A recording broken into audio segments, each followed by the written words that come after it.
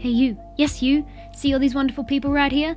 They are my Patreons. With the support I get from them, I can afford to do my passion as a career and bring you guys weekly videos. Want to join them? For just $1 a month, you can get videos 24 hours before anyone else. And for even higher tiers, you can get Polaroids, letters, and mystery boxes from me to you.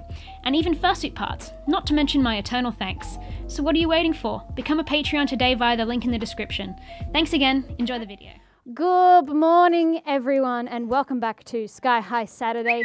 This week I'm going to cover kimono fursuits. If you follow me on Twitter, you would have seen that I've been messing around with kimono style lately and I've almost finished my first head. But have decided that I hate it because art is a Sisyphean battle where nothing is ever good enough, so I'll be making a new head of the character straight away.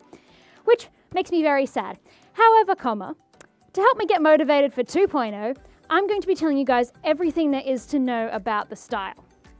So, first of all, what is kemono? Kemono is the Japanese word for furry, essentially. Not to be confused with kimono, which is the traditional Japanese robes.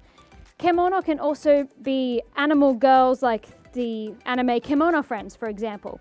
It's a bit of an all-encompassing term. Now, it is pronounced kemono in Japanese. So none of this keimono or kaimono or kimono anymore, or kemono. You will probably recognize the kimono style mostly from K-Line's work, who have really gotten the style its popularity it has today. However, I'm going to take you on a journey throughout all of the different kimono styles I've encountered and cover some rumors about the style. Classic kimono style fursuits are distinctly recognizable by their clear dome plastic eyes, small muzzles and noses, and the overall shape of the head. This style of fursuit is not only found and created in Japan, but throughout Asia, including China and Taiwan. The kimono style can also be transferred into art. Here's some kimono art I have of Sky. Yay! The digigrade of kimono suits can look very different too. I found they were very top-heavy with teensy tiny peats. Essentially, they got the booty. Of course, you can find examples of normal digigrade in kimono suits. This is just a shape I found to be rather unique to the kimono style. However, not all kimono suits have no muzzle and big round eyes. We noticed a specific style when we attended JMOF earlier this year before Corona happened that I affectionately named cheeses. Their muzzles are a bit bigger and are often pointy. These suits often feature 2D eyes too. Sometimes they have domes, sometimes they don't, and sometimes you can get your toothy cheeses too. And the last style I noticed in Japan was mascot style kemonos. Mascot culture is huge in Japan. Every town seems to have its own mascot and there's probably a costume for it. So it's only natural that some of the mascot makers and performers would be furries. These feature bigger heads and more larger than life bodysuits, and obviously look like commercial mascots rather than fursuits. Now, one of the biggest questions I get about kimono fursuits is, do the eyes fog up? Short answer is probably. If properly made, it shouldn't be seen from the outside of the suit, and your blind suffering remains a secret. However, fogging depends on many factors, including the climate and how your body responds to heat. A friend of mine just told me it's just part of the kimono experience to have the eyes fog. However, it can be minimized with strategically placed fans. The second question I get is the ventilation terrible? And again, the short answer is yes. But this can again be mitigated with fans. There's no eye ventilation and your mouth ventilation is very minimal. Kimono suits can also be harder to care for than Western suits because you have to be really careful not to scratch the eyes. And you probably can't wash them in the machine.